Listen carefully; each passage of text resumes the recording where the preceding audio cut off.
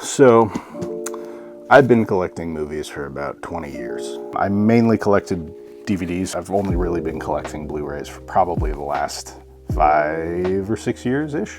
When I was working at this record store, I had a 50% off used employee discount. So I went from having a couple hundred movies to having a couple thousand movies. And eventually the collection got so big that I needed an entire room to store it all. I wanted to downsize my collection, not in terms of the number of movies that I had, but in terms of the amount of space that it all took up. So I did the long and arduous process of getting rid of all the cases to the bulk of my collection and moving them all into binders. And that is where the majority of my film collection lives. So for this episode, I want to take a step away from the stuff that's still in the cases and pull some titles from the back catalog of movies. So let's get into it.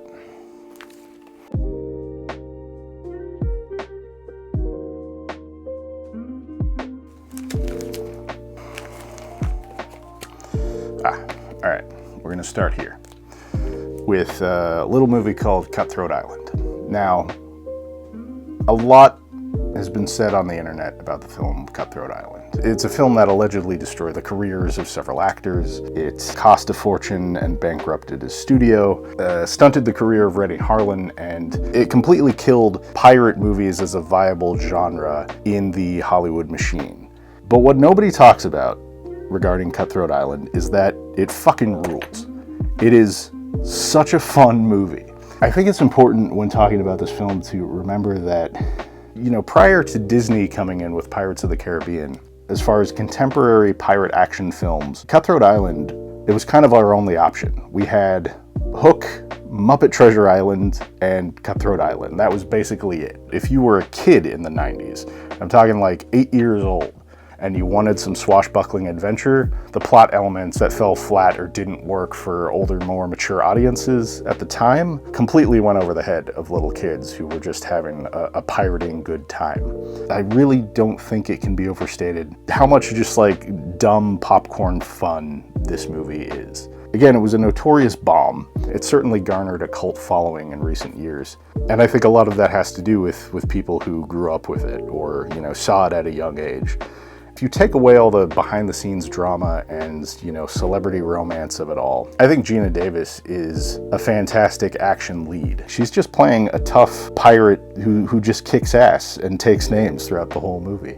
I think it was really important for me at a young age to see even just the opening scene of this movie, which is essentially kind of the classic James Bond type opener, where you've got your tough heroine lead who has just had sex, and the person she had sex with, you know, turns out to double cross her and betray her and pulls out a gun. But then in very much the same way like Sean Connery did in the beginning of Goldfinger, she gets the upper hand, is like, yeah, I knew you were a piece of shit, and I fucked you anyways, so take that.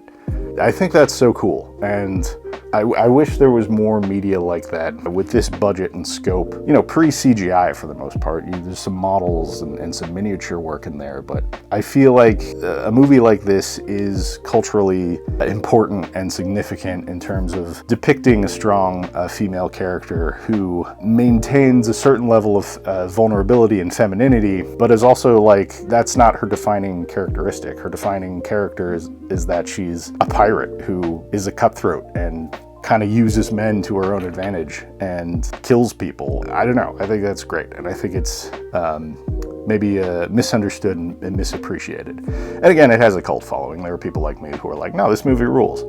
But I feel like the wider conversation around Cutthroat Island is that it sucks, and it doesn't suck. Maybe if that is your sentiment about the film, maybe the film just isn't for you. But if you haven't seen it for a while, and if you've never seen it, give it a good try. Because, again, before Disney completely defined the pirate genre with the Johnny Depp of it all, this is all there was. This was pirate cinema. And it's a fun time. So, Cutthroat Island. That's where we're going to start.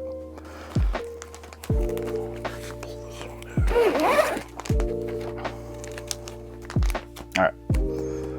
The Court Jester. I first saw The Court Jester when I was living in California and I was stoned out of my gourd at a friend's house. This is a movie from 1955 starring Danny Kaye, and it is kind of a classic Hollywood musical comedy with big sets and big dance numbers. And the jokes, at least for the first half hour, are kind of few and far between. But what I always tell people if they're going to watch The Court Jester, if you're bored, make it to the old man scene. If you can make it to the old man scene, you'll be hooked. You'll get the rhythm of the film.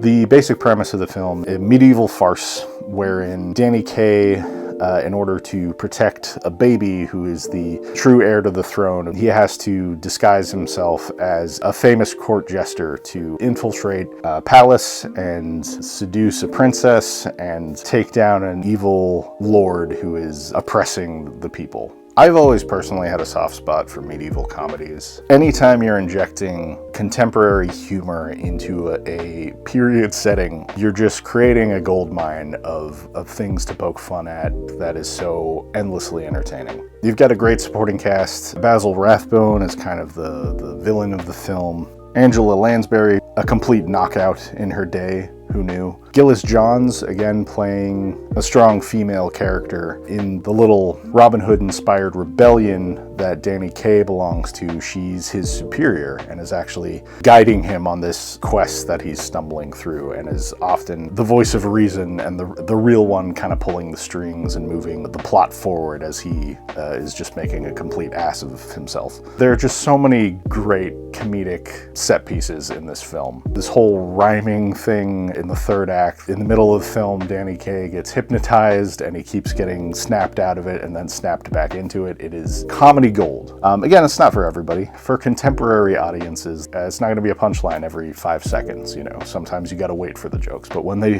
happen, they land hard. And again, if you watch it and you're not into it based off of the first couple songs in the film, wait until the old man scene. I'm telling you. Court Jester is a classic.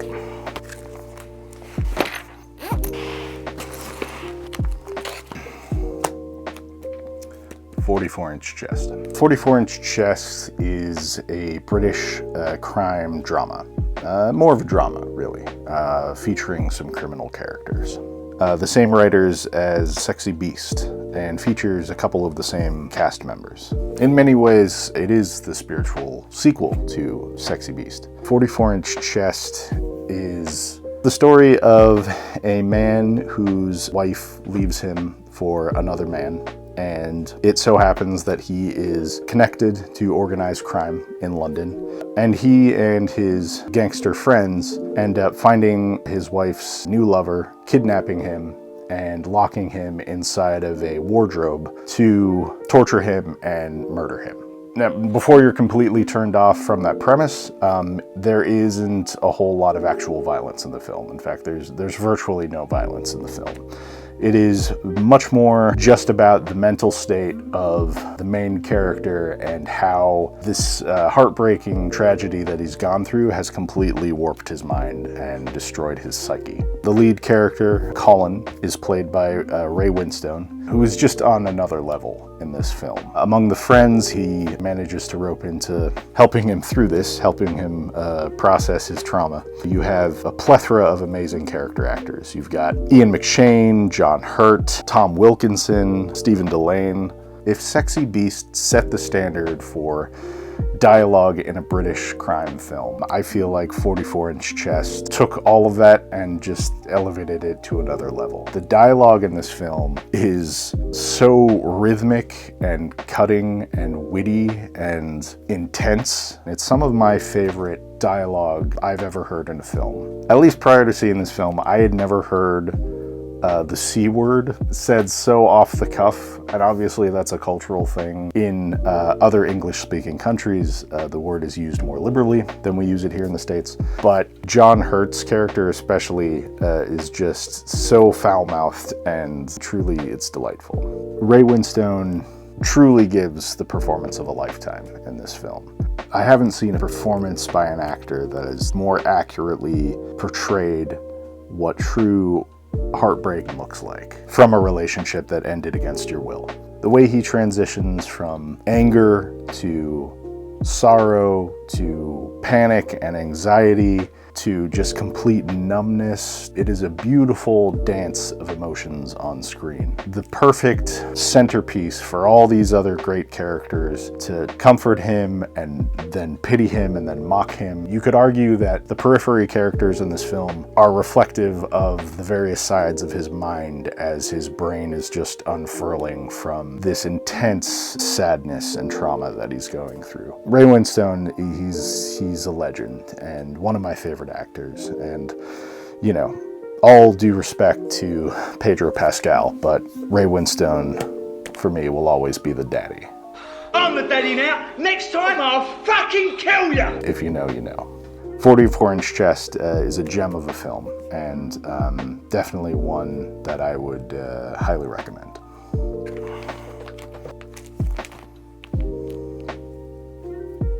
Ooh, all right. 11:14.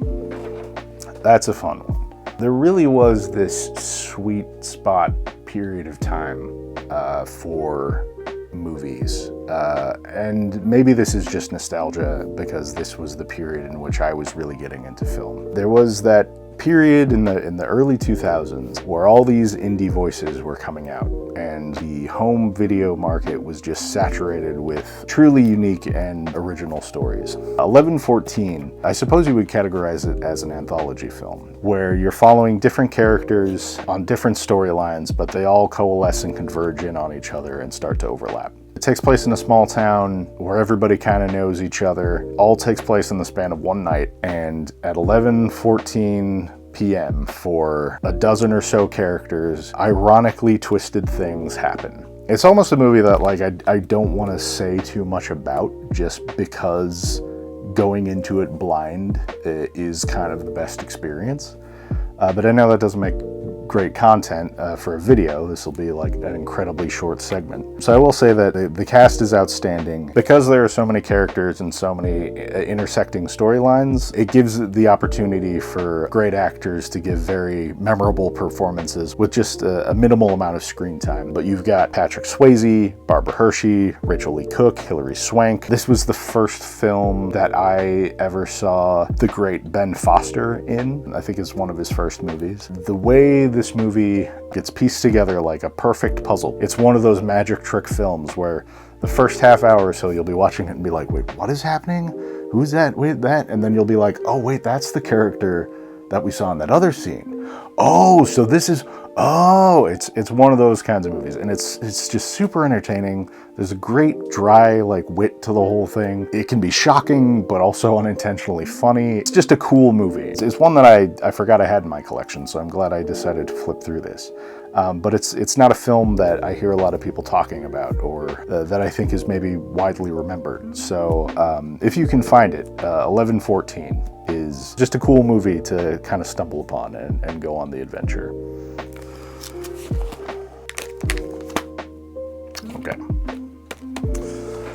So, I think it's easy to say that the piece of media that had the biggest profound influence on me that I saw and was like, this is what I want. This is what I want to do.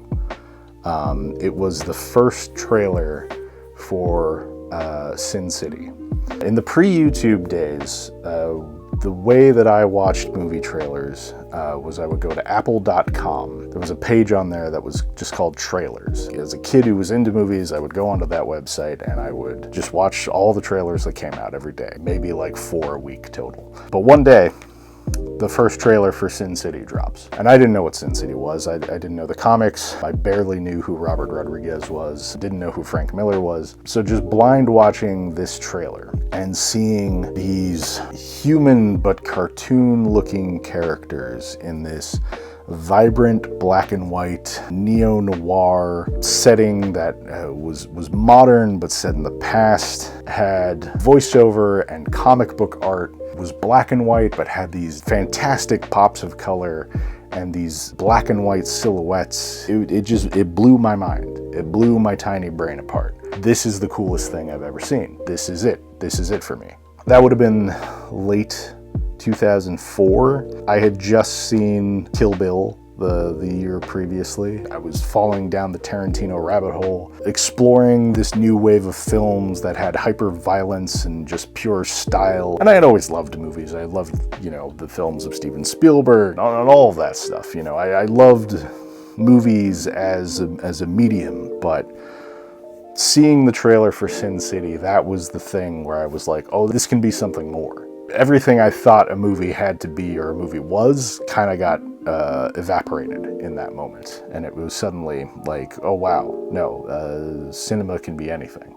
Sin City, I think you could argue it's the greatest comic to film adaptation that's ever existed. And a big part of the reason of that is it's not really an adaptation so much as it is a translation. When they were making the film, they didn't really have a script, they didn't really have a storyboard, they just had the graphic novels as their reference point. So every shot, every line of dialogue on set, they were pulling straight from the comic books. And because of that, it is as close as you will ever get to a one-to-one representation of the original source material. If you've never seen Sin City before, if you have no idea what I'm talking about, it is set in Basin City, which is a city rampant with crime and corruption. You follow 3 different characters on 3 different storylines. Hardigan, played by Bruce Willis, who is doing essentially a Dirty Harry rogue cop trying to stop a sadistic serial killer. Mickey Rourke as Marv, a totemic hammerhead-faced thug with a heart of gold who is trying to avenge the death of a sex worker. And then you've got Clive Owen as Dwight, who is a mysterious figure with a dark past who goes on a quest to send a message to his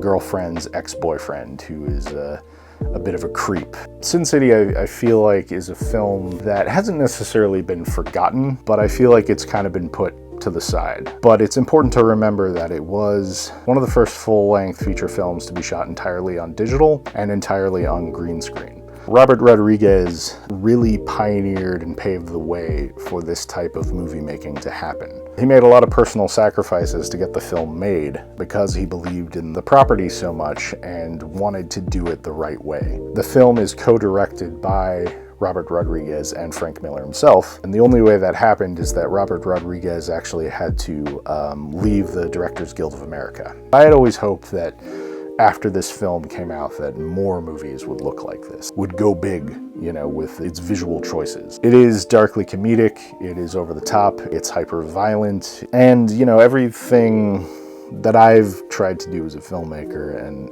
aspired to all circles back to me watching that first trailer for this film at age 14. It was the thing that made me fall in love with movies. And if you've ever seen Bacon Eggs on this very YouTube channel, you can obviously see the influences there. So yeah, Sin City, it's a certified classic. I can't believe it's 20 years old now, but if you haven't seen it, or if you haven't heard of it, or if you have seen it but you haven't seen it for a while, just watch it. Holds up. It's a good time at the movies. I think this is a reminder that I have a lot of movies. Collecting movies can take up a lot of space, and it can be expensive. But again, I've been doing it for a long time now. And it's a fun hobby. Having a shelf of physical media to look at and gander and, touch and hold in your hand and bring over to a friend's house is great. But it can also really intrude on your personal space. Ask yourself the all-important question of do I need this? Do I still need this in my life? Is this fun for me? But also, if I need it, do I need to display it? Or can I just take the disc, the movie itself, store that, and save myself some shelf space? For me, personally, I want to have all these movies. I need to have all these movies, but I don't necessarily need the plastic they come in. Anyways, thanks for watching.